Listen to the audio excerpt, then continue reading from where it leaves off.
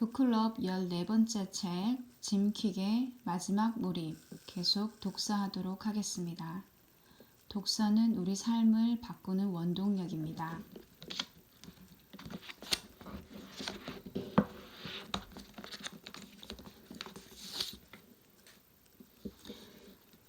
진실성. 이웃이 한다고 해서 또는 부모님이 기대한다고 해서 목표를 설정하지 마라. 반드시 자신이 원하는 것, 계속 진심으로 원하는 것을 목표로 삼아라. 진정한 당신의 목표가 아니라면 미루고 잘하지 않을 가능성이 크다. 반드시 자신이 원하는 것, 계속 진심으로 원하는 것을 목표로 삼아라. 열정은 목적을 부른다. 목적은 목표와는 다르다. 인생의 목적을 알면 성실하게 살 수 있다. 인생의 목적을 아는 사람은 자신이 어떤 사람인지, 자신이 무엇인지, 왜 그런 사람인지 안다. 그리고 자신을 알면 자신의 핵심 가치에 충실한 삶을 살게 된다. 인생의 목적은 삶의 동기부여를 해주는 중심 목표들, 즉 아침에 일어나게 하는 이유들로 이뤄진다. 목적은 삶의 결정을 이끌고 행동하게 하고 목표를 설정하고 방향감을 제공하며 의미를 창출한다. 나의 인생 목적은 더 훌륭하고 명석한 두뇌들이 사는 세상을 만드는 것이다. 영어에는 마치 같은 의미인 것처럼 서로 바꿔 쓸 수 있는 단어들이 아주 많다. nice와 kind를 예로 들어보자. 이 두 단어는 혼용될 때가 많지만 어원은 다르다. nice는 무지한을 뜻 의미하는 라틴어에서 왔다. 반면에 kind는 kin이라는 단어와 연관된 독일어를 어원으로 한다. 이 단어의 원래 의미는 자연, 자연 질서, 선천적 성격이나 형태, 조건이었다. 그러다 친척 간의 감정에서 타인에게 의도적, 우호적으로 선행 베풀기라는 뜻으로 바뀌었다. 열정과 목적 역시 아주 자주 혼동되는 단어다. 두 개념 모두 인터넷, 동기부여에 관한 책, 테드 강연 등 곳곳에서 언급된다. 그래서 불타는 열정이나 삶의 목적을 느끼지 못하면 자신이 부족한 것만 같은 느낌이 들기 쉽다. 그러나 내 경험상 열정과 목적은 같지 않다. 대신 하나가 다른 하나를 가져온다. 열정을 발견한다는 건 올바른 길을 선택한다거나 운명적 직업을 발견한다는 뜻이 아니다.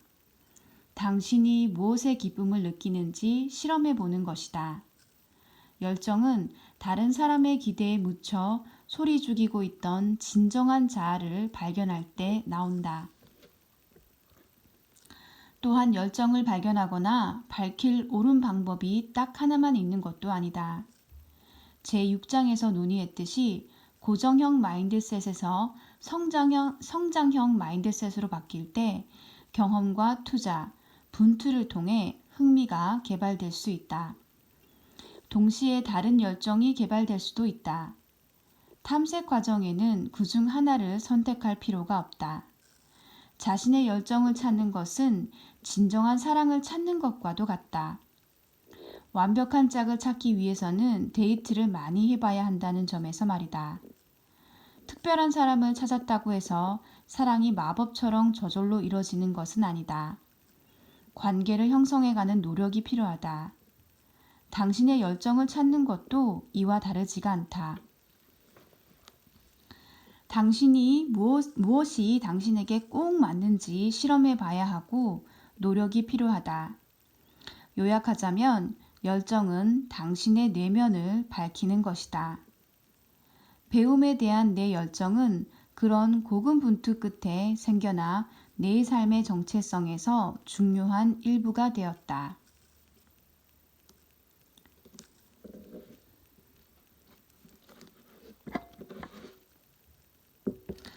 현재 당신의 열정은 무엇인가? 여기에 3가지 써보자. 현재 저의 열정은 유튜브 찍기, 그 다음에 돈 모으기. 또 하나는 저의 능력 키우기. 이렇게 3가지입니다. 한편 목적은 당신이 타인을 어떻게 받아들이는가의 문제다. 목적은 당신이 세상과 나누려는 것이다. 즉, 열정을 어떻게 사용하는가를 말한다. 따지고 들어가면 우리 모두의 목적은 같다. 바로 열정을 통해 다른 사람을 돕는 것이다.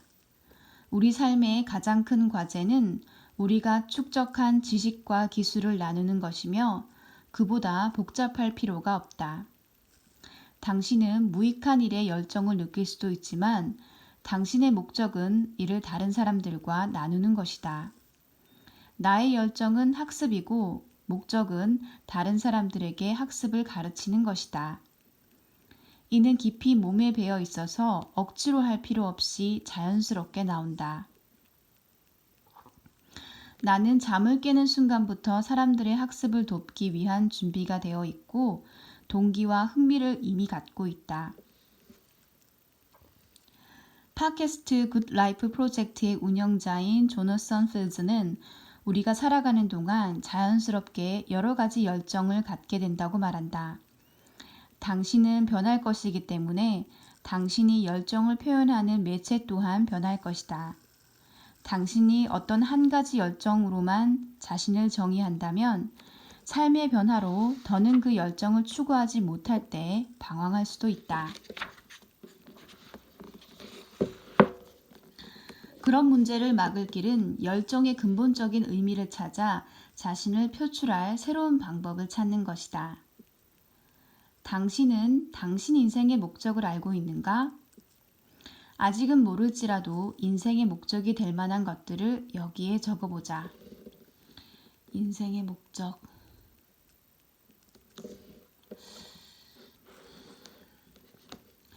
나는 이런 사람이다 라는 말의 힘. 동기를 탐색할 때 정체성, 즉 당신이 누구인지, 스스로 생각하는 당신의 핵심은 무엇인지 논의하지 않을 때가 많다. 흔히들 I am이 영어에서 가장 짧으면서 가장 강력한 2단어라고 말하는데 이 2단어 뒤에 무엇을 붙이는가가 운명을 결정하기 때문이다. 예를 들어 당신이 담배를 끊고 싶어 한다고 하자. 어쩌면 당신은 주치의로부터 몇 번 경고를 받았고 정말로 금연해야겠다는 생각이 들었을 수도 있다. 그렇지만 스스로 흡연자임을 인정하고 나는 흡연자다 라는 말을 평소에 자주 한다면 그 정체성이 사라질 때까지 담배를 끊기가 힘들다. 어떤 행동이 자신을 정의한다고 말할 때는 기본적으로 자신과 그 행동을 동일시하는 것이며 그 행동을 하는 자신을 정당화하는 것이다.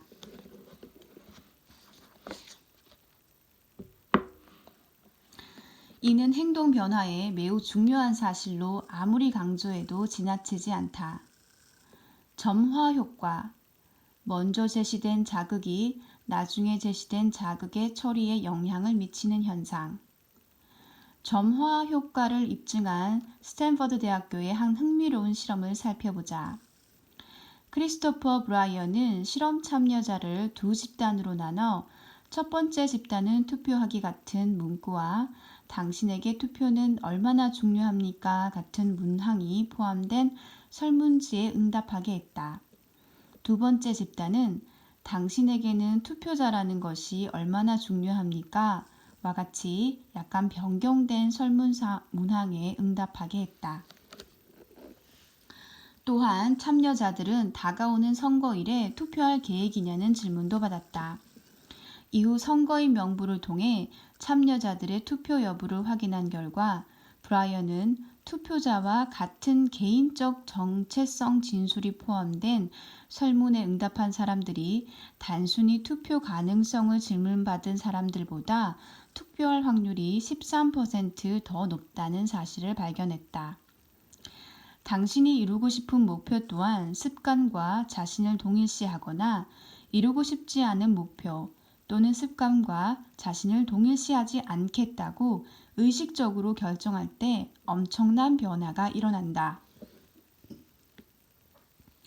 만약 이제껏 자신이 느리거나 공부를 못하는 사람이라고 말해왔다면 이제는 그 말 대신 나는 빠르고 효율적인 학습자라고 말하기 시작하자. 우리는 자신을 인식한 방식대로 행동한다. 이는 우주에서 가장 강력한 힘 중 하나다. 그 힘을 당신에게 유익하게 사용하도록 하라. 우리는 자신을 인식한 방식대로 행동한다. 우리는 자신을 인식한 방식대로 행동한다. 이 말인즉슨 우리가 우리 자신에 대해서 어떻게 생각하는가가 정말로 중요하다는 그런 내용입니다. 60초 동안 의식의 흐름에 따라 나는 땡땡땡이다로 표현할 수 있는 문장을 적어보자. 나는 좋은 사람이다. 나는 성실한 사람이다. 나는 노력하는 사람이다. 나는 밝은 사람이다. 나는 아름다운 사람이다. 인생의 우선순위를 정하라. 심사숙고해서 습관을 형성할 계획을 세워도 당신의 가치관이 궁극적인 목표와 맞지 않으면 실천하지 않을 것이다. 예를 들어 사람들의 이름을 기억하고 싶다면 인간관계, 타인과의 관계를 소중히 여겨야만 한다. 당신의 행동은 어떤 식으로든 당신의 가치를 지지해야 한다. 그렇지 않으면 추진력이 생기지 않는다. 우리의 가치에는 우선순위가 있다. 예를 들어 내가 인생에서 가장 중요한 것이 무엇이냐고 질문했을 때 당신이 가족이라고 대답했다고 하자. 그러면 나는 가족이 당신을 위해 무엇을 해주느냐고 물어볼 것이다. 내게 가족은 사랑을 주는 존재인데 당신에게 가족은 소속감을 주는 공동체일 수도 있다. 여기서 구분하고 넘어가야 할 중요한 사실은 가족은 수단가치, 즉 목적을 위한 수단이라는 것이다. 목적 가치는 사랑이나 소속감이다. 가치를 살펴볼 때 우리가 말한 가치가 목적인지 아니면 다른 가치를 끌어내기 위한 수단인지 판단해야 한다. 가치는 우선순위가 정해져야 한다. 나의 가치는 사랑, 성장, 기여, 모험순이다. 각각의 가치는 다음 가치에 기반하는 동시에 도움을 준다. 한 사람의 가치관은 자녀가 생기거나 사랑하는 사람을 잃거나 관계를 끝내는 등 가치관이 바뀔 만한 상황을 경험하지 않는 한 해마다 바뀌지는 않는다. 또한 자신의 가치관과 가까운 사람들의 가치관을 의식하지 못할 때 갈등이 일어날 소지가 있다. 대개 불화는 가치관의 충돌로 생겨난다. 예를 들어 당신이 모험과 자유를 중요한 가치로 생각하는데 당신의 파트너는 안전과 안정을 중요시한다면 둘이 자주 대립하는 건 당연지사다. 한 사람의 가치관이 옳고 다른 사람의 가치관은 틀려서가 아니라 둘의 가치관이 병립하지 않기 때문이다. 혹은 두 사람 모두 존중에 높은 가치를 두지만 무엇을 존중하는지, 무엇을 무례한 행동이라고 보는지가 다를 때도 의견 충돌의 여지가 있다. 이럴 때는 어떤 것이 존중하는 행동인지 서로 충분히 이야기를 해야 한다. 재밌는 일도 이유가 없으면 하지 않게 된다. 삶에서 어떤 일을 할 때 이유가 있으면 그 일의 완수라는 보상을 받는다. 내가 살아온 이야기는 기분이 좋아야 동기부여가 되는 것은 아니라는 증거다. 그런 날을 기다렸다면 불면증이 심해졌을 때 사람들에게 더 나은 학습법을 가르치기를 그만뒀을 것이다. 게다가 기분은 좋았지만 그날 하겠다고 말한 일을 끝내지 못했던 날은 얼마나 많은가. 만약 어떤 일을 하는 이유가 충분하지 않다면 기분이 정말 좋아도 아무 일도 끝내지 못할 수 있다. 당신의 목적과 정체성, 가치관과 결부된 이유는 삶이 당신 앞에 던져놓은 일상적 장애물 앞에서도 행동하기에 충분한 동기를 부여해 줄 것이다. 건강한 70세 노인이 좋아서 새벽 4시 35분에 체육관에 가는 건 아니다.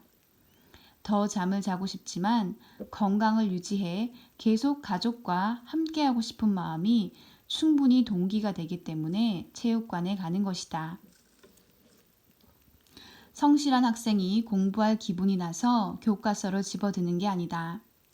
시험에서 A를 받아 원하는 직장에 취직하고 싶기 때문이다. 당신이 달성해야 하는 모든 일, 심지어 불유쾌한 일 뒤에도 그래야 할 이유가 있다. 당신은 가족이 잘 먹기를 원하며 포장 음식과 패스트푸드의 위험성을 알고 있으므로 내키지 않아도 저녁 식사 준비를 한다. 사람들 앞에서 발표하기가 영 불편하지만 회의에서 당신 팀의 프로젝트를 잘 설명해 조직 전체의 지지를 얻어내리라고 팀원들이 믿고 있기에 발표를 한다.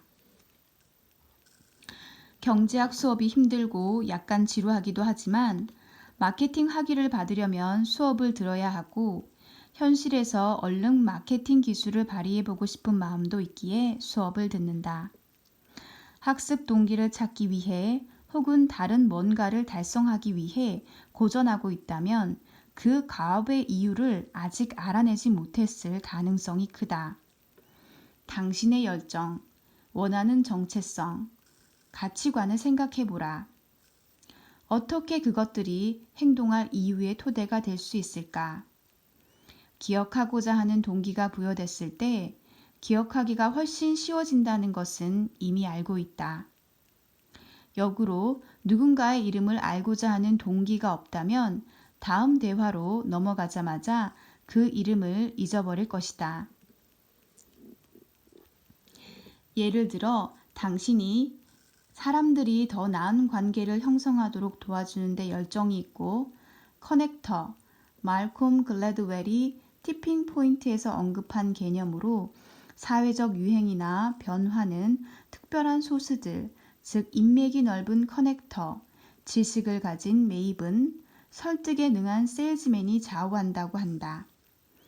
커넥터라는 정체성을 갖고 있으며 당신의 가치 중 하나가 사랑이라고 하자. 그런 당신은 이름을 기억하는 법을 배울 이유를 쉽게 찾을 수 있다. 우리 지역사회의 사람들을 연결해주고 내가 소중히 여기는 사람들 간에 더 강력한 네트워크를 형성할 수 있게 해주고 싶다는 것이다.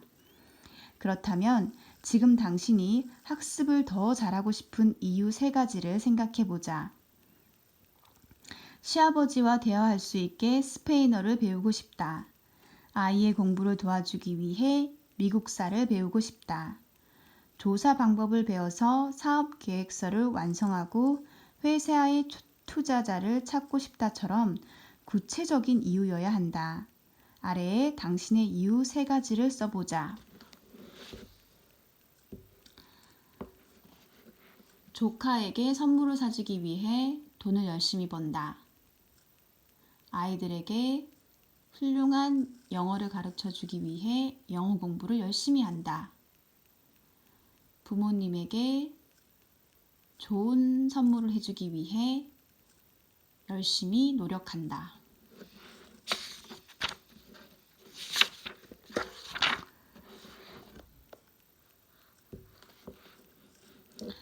나는 내가 왜, 무엇에 전념해야 할지를 명확히 알았다. 자신의 시간과 에너지를 지키는 것은 자기애의 큰 부분을 차지한다. 시간과 감정, 정신건강, 공간의 경계를 설정하는 것은 언제나 대단히 중요하지만 잠을 못 잘 때는 더욱 중요하다. 수면이나 음식 같은 연료가 부족할 때는 다른 때만큼 자원이 풍부하지 않으므로 가지고 있는 자원을 지키는 것이 매우 중요해지기 때문이다. 나는 결정을 내릴 때 갑으로 확실히 하려고 한다. 명확히 하려고 노력한다. 만약 완전히 동의하지 못할 점이 있다면 나는 그 일을 하지 않는다. 여력이 없기 때문이다. 그리고 나는 고립의 공포에 시달리지도 않는다. 지난 몇 주 동안 몇 차례 사교 및 직장 모임에 초대받았지만 이 책을 쓰는데 시간을 할애하겠다는 목적과 동기가 명확했기 때문에 거절했다. 당신도 나와 함께 단절의 기쁨을 누렸으면 한다. 요즘 우리 대부분은 피곤하고 지쳐 있다. 그 이유는 우리에게 오는 모든 기회, 초대, 요청에 승낙해야 한다고 느끼기 때문이다. 마음을 열고 선택지들을 고려하는 것도 좋지만 그러느라 본의 아니게 자신의 요구를 거절하지 않도록 주의해야 한다.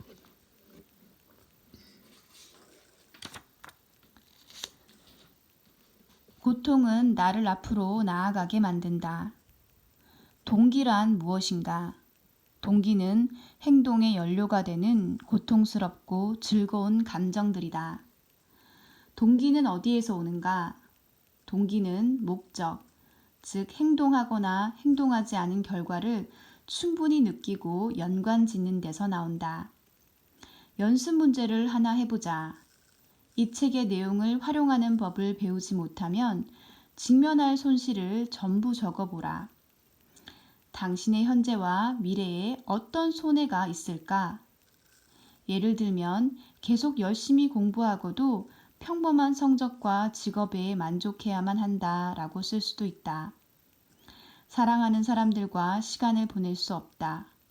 봉급이 인상되지 않을 것이다 라고 쓸 수도 있다. 여기서 발생할 감정들을 확실히 느끼는 게 핵심이다. 머리로만 생각하지 마라. 우리는 감정을 토대로 결정을 내린다. 만약 뭔가 조치를 하지 않으면 느낄 고통을 진정으로 느껴라.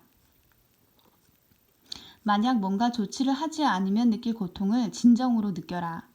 그것이 변화를 지속시키고 끝까지 유지시키는 유일한 방법이다.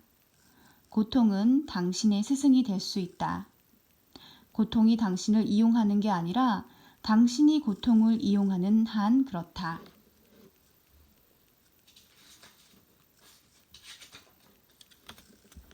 고통은 당신의 스승이 될 수 있다. 당신이 고통을 이용하는 게 아니라 당신이 고통을 이용하는 한 그렇다.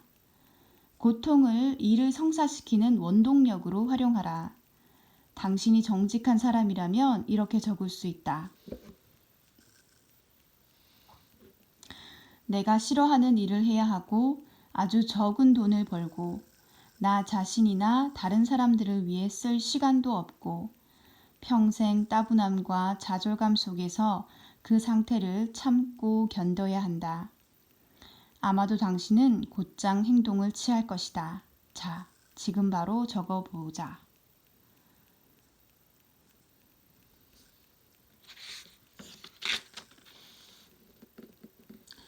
그런 다음 이 책의 기술과 방법들을 배움으로써 얻을 이점과 장점들을 전부 적어보자. 정말로 신나고 동기를 유발시킬 것들을 적어라. 예를 들면 이런 것들이 있을 수 있다. 시험에서 A를 받고 가족과 보낼 시간이 많아지고 사업을 시작하고 외국어를 배워 세계를 여행할 것이다. 영어를 마스터해 세계 여행을 할 것이다. 운동을 해서 건강해지고 봄방학 휴가를 즐기고 남자친구와 보낼 시간이 많아질 것이다. 혹은 다음과 같이 간단한 내용일 수도 있다. 드디어 밀린 일을 해치우고 쉴 수 있는 자유시간을 가질 것이다. 다시 말하지만 생생한 감정이 느껴질 만큼 설득력 있는 이유를 쓰도록 하라. 이 책의 내용을 배우는 이점을 당신 자신이 정말로 알고 느끼도록 해야 한다. 지금 바로 해보자.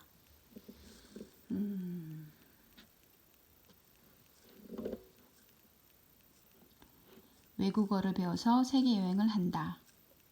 운동을 해서 건강해진다. 가족과 보내는 시간이 많아진다. 동기는 결국 내 안에서 찾아야 한다.